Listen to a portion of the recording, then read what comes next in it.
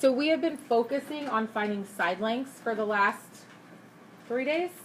Today we're going to look at finding angle measures. So today is all about the trig ratio, so still looking at sine, cosine, tangent, but we're going to find angle measures instead of side lengths. The nice thing is there's not a whole lot that changes. The difference is how we plug it into our calculator. So first things first, what is our acronym to help us with all of this? SOHCAHTOA.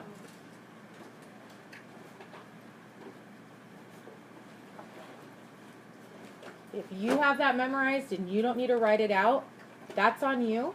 Okay, that is your choice. But it is a helpful tool so you know how to set it up.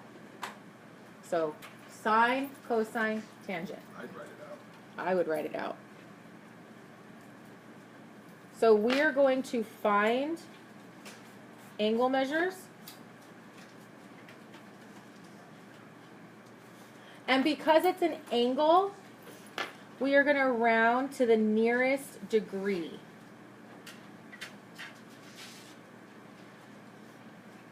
So with side lengths, we rounded to the hundredths place. For angles, we're going to round to the nearest degree. Okay.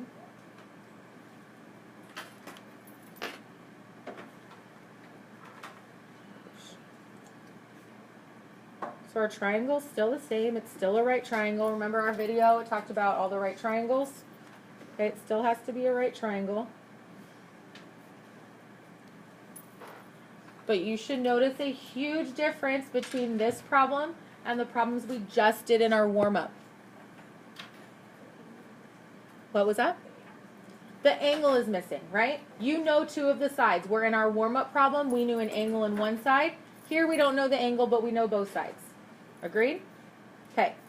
So our reference angle is still going to be this x. That's the angle we're looking for. And we are still going to label our sides exactly the same way. So what side is this? Hypotenuse. The hypotenuse. And what side is this? The adjacent. So far so good, right? Everything's exactly the same? Yeah. Okay.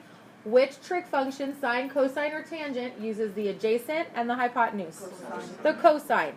We are setting it up exactly the same. So the cosine of my angle, which I don't know, so I'm calling it x, equals the adjacent piece over the hypotenuse.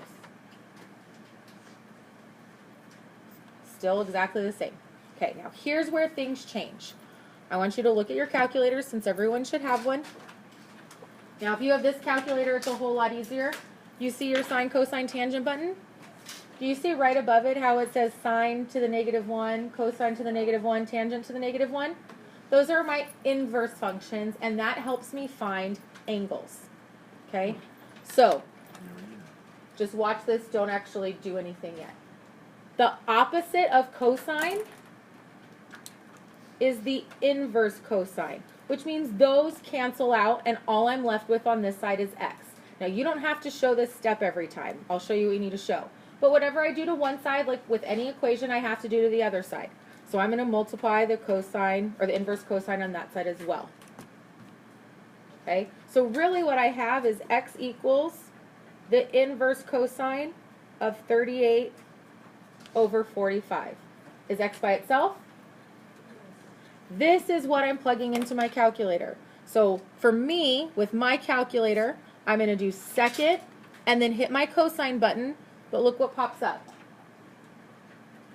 It's that inverse. And then I'm going to plug in that fraction, 38 divided by 45.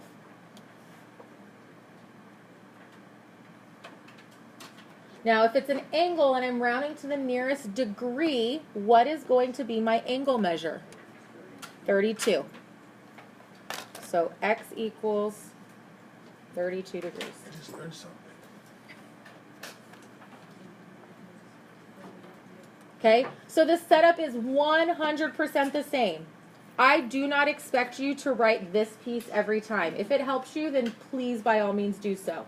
So what I expect to see is this initial setup, and then this step here, what you are plugging into your calculator. Okay, so if this was a sine instead of cosine, then it would be inverse sine here. Does that make sense? So as we go through these, right now we're just doing angles. The biggest problem is going to be when I give you sine and angle problems. You just have to make sure you identify if you're solving for a side or an angle, and whether you're using the regular trig functions or the inverse trig functions. Okay, but let's make a note to ourselves off to the side to find angles.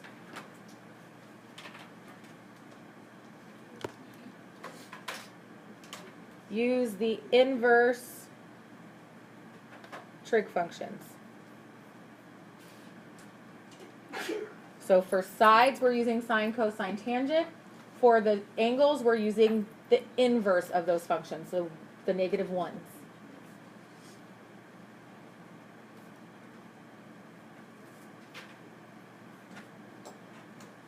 All right, let's try another one. I'm going to do one more with you, and then I'm going to have you try a couple on your own.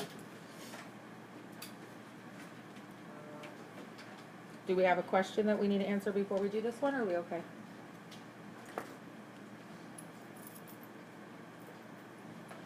So before, you don't need to set up anything, but I want you to tell me what sides you have so we can figure out what our trig function is. So label your sides, because that we should be pros at by now.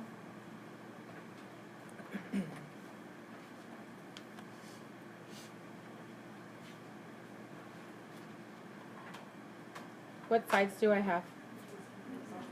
The adjacent and the hypotenuse.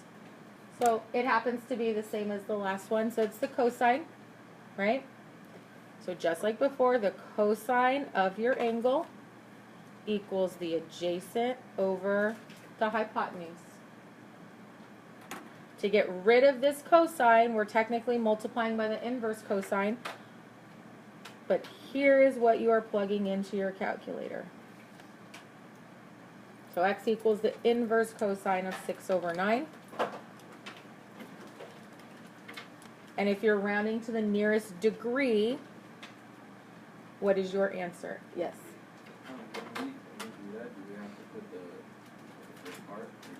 You have to do this step, and then you have to write this step. So just like before, I want you to set up the ratio. Okay? Questions on those two? Okay, I'm going to give you two that I want you to do. You can either work with your group or by yourself. But I want to see if you can come up with the angle measure.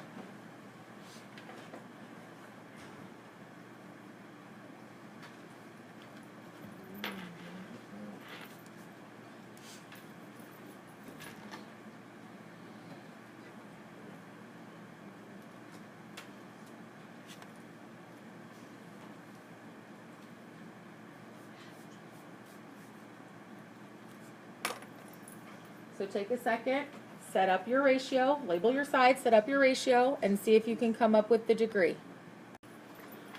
Okay, so when I look at number 3, I have the opposite side and the adjacent side. Opposite and adjacent is tangent. So the tangent of x equals the opposite over the adjacent. To get rid of tangent, I'm using the inverse tangent. So x equals the inverse tangent of 39/50. If you plug that into your calculator, what did you get if it's rounded to the nearest degree? 38 degrees, because it's 37.9. That 9 rounds it to 38. How'd we do on that one? Good? Okay.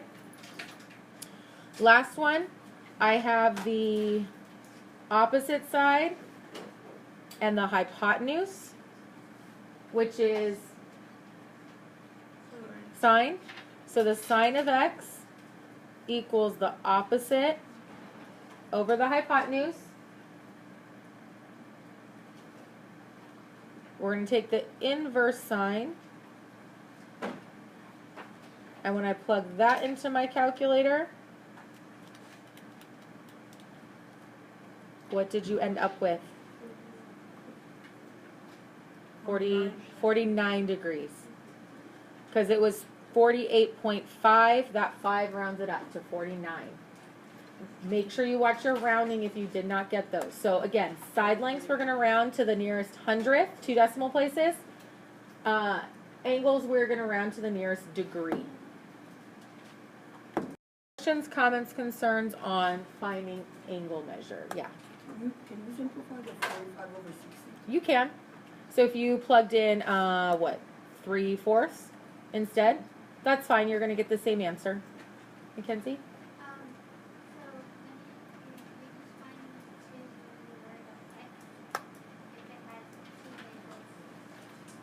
So like this angle down here, you don't have to worry about that angle. You're just worrying about the x. We will get to a point though where you'll have a problem that you'll have to find a side length and you'll have to find all the angles. So like all the sides and all the angles you'll have to find. Okay? But it's the same process. So there's 2 ways I could go about this. Say this was labeled y. I still have information, but I have now the adjacent and the hypotenuse, right? So it would be cosine, so it would change up a little bit. Or, what do I know about triangles and their degrees? I heard it. They add up to 180. So if I know this is 90 degrees and this is 49 degrees, could I easily find that one? Yeah, by subtracting. So 180 minus the 90 is 90, minus the 49 would give you your third angle. So that's an option as well. Okay, but you only have to worry about the one where the variable's at. Questions? Any other questions?